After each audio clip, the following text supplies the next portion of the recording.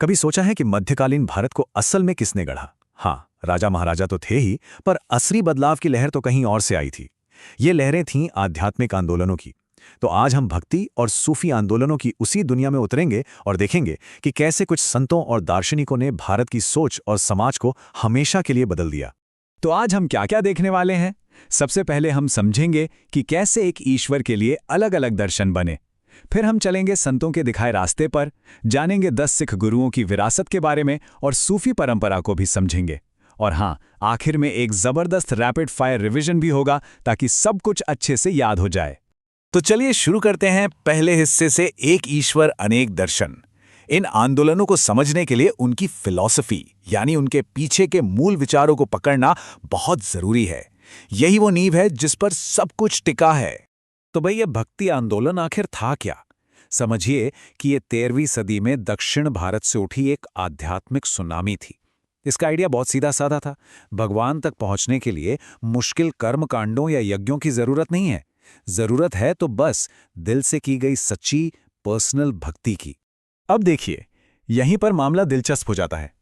एक तरफ थे शंकराचार्य, जिन्होंने अद्वैत का सिद्धांत दिया, मतलब आत्मा और परमात्मा या ब्रह्मांड अलग नहीं है, वो एक ही हैं। और दूसरी तरफ थे माधवाचार्य, जिन्होंने इसका ठीक उल्टा कहा। उनका द्वैत दर्शन कहता था कि आत्मा और परमात्मा बिल्कुल अलग अलग हैं। और फिर रामानुजाचार्य, वल्लभाचार्य और निम्बार्पाचार्य जैसे थिंकर्स आए, जिन्होंने इन दोनों के बीच के रास्ते तलाशे। हर दर्शन आत्मा और ईश्वर के रिश्ते को एक नए एंगल से देखता है। रामानुजाचार्य के विशिष्टाद्वैत को समझने के लिए ना, ये तेल और पानी वाला उदाहरण एकदम परफेक्ट है। सोचिए, पानी में तेल डालने पर क्या होता है? दोनों एक दूसरे में मिल तो जाते हैं, पर फिर भी अपनी अलग पहचान बनाए रखते हैं। बस यही रिश्ता उन्होंने आत्मा और ब्रह्मांड का बताया कि आत्मा परमात्मा का हिस्सा तो है, पर फिर भी उससे अलग है ना? कमाल का नजरिया।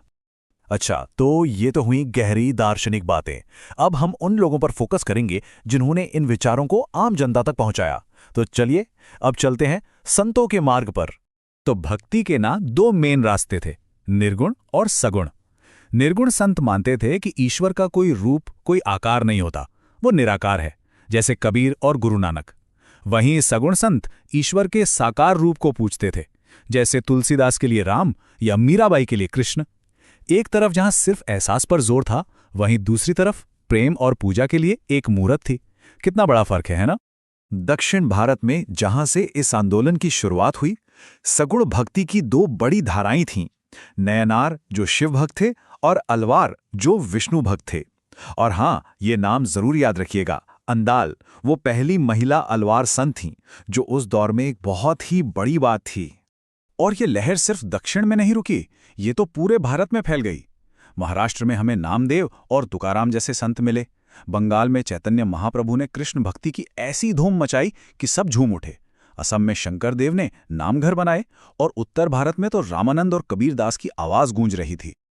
और कबीरदास की ये एक लाइन ही निर्गुण विचारधारा का सार बता देती है। पत्थर पूजे हरि मिले तो मैं पूजूं पहाड़। ये मूर्ति पूजा और बाहरी दिखावे पर एक जोरदार कटाक्ष था, है कि नहीं? अब बात करते हैं एक ऐसे सिलसिले की जिसने भक्ति आंदोलन से प्रेरणा लेकर एक बिल्कुल नए पंथ की नींव रख दी। ये खंड हमें 10 सिख गुरुओं, उनकी परंपरा और उनकी विरासत से रूबरू कराएगा। तो इस परंपरा की शुरुआत गुरु नानक ने की, जिन्होंने एक ओंकार का संदेश दिया और लंगर जैसी महान प्रथा शुरू की। उनके बाद गुरु अंगद ने गुरमुखी लिपि बनाई। 5वें गुरु अर्जन देव ने आदि ग्रंथ का संकलन किया, लेकिन मुगल सम्राट जहांगीर ने उन्हें शहीद करवा दिया।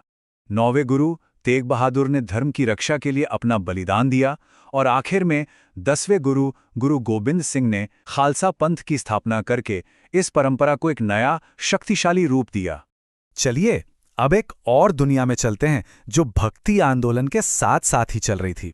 हमारा अगला पड़ाव है सूफी परंपरा, और हम देखेंगे कि भक्ति आंदोलन के साथ इसके कितने गहरे तार जुड़े हुए थे।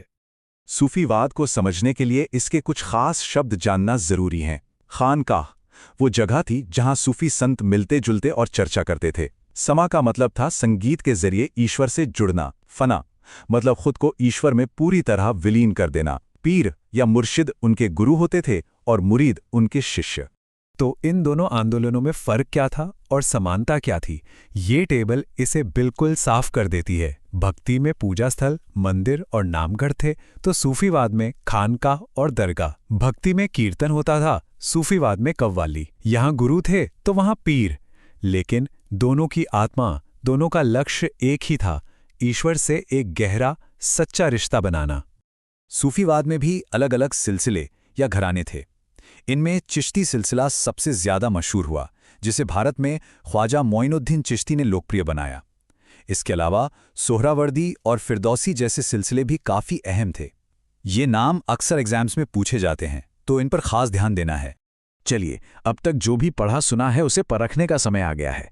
तैयार हैं एक रैपिड फायर राउंड के लिए? देखते हैं कि कितना याद रहा। पहला सवाल, महाराष्ट्र में वरकारी संप्रदाय की स्थापना किसने की थी? थोड़ा सोचिए, और सही जवाब है संत नामदेव। अगला सवाल, वल्लभाचार्य के दर्शन को और क्या कहा जाता है? हिंट है कृपा का मार्ग। जी हां, उसे कहते हैं शुद्धाद्वैत या पुष्टि मार्ग। क्या ये जवाब सही था? अब इतिहास से एक सवाल, किस मुगल सम्राट ने 5वें सिख गुरु अर्जन देव को शहीद करने का हुक्म दिया था? सही जवाब है जहांगीर। यह एक बहुत ही अहम ऐतिहासिक घटना है। सूफी शब्दावली से एक सवाल, उस जगह को क्या कहते हैं जहां सूफी संत मिलकर आध्यात्मिक चर्चाएं करते थे? उसे खानकाह कहते हैं। ये तो आसान था, है ना? और अब आखिरी सवाल जो थोड़ा सोचने पर मजबूर करेगा। शंकराचार्य और माधवाचार्य के दर्शन एक दूसरे से एकदम अलग, एकदम विपरीत कैसे थे? सोचिए, एक ने कहा सब कुछ एक है, दूसरे ने कहा सब कुछ अलग है। एक था अद्वैत, दूसरा था द्वैत। यही वो मौलिक अंतर है जो आज भी दर्शन की दुनिया में एक बड़ी बहस का मुद्दा है। इस पर विचार जरूर कीजिएगा।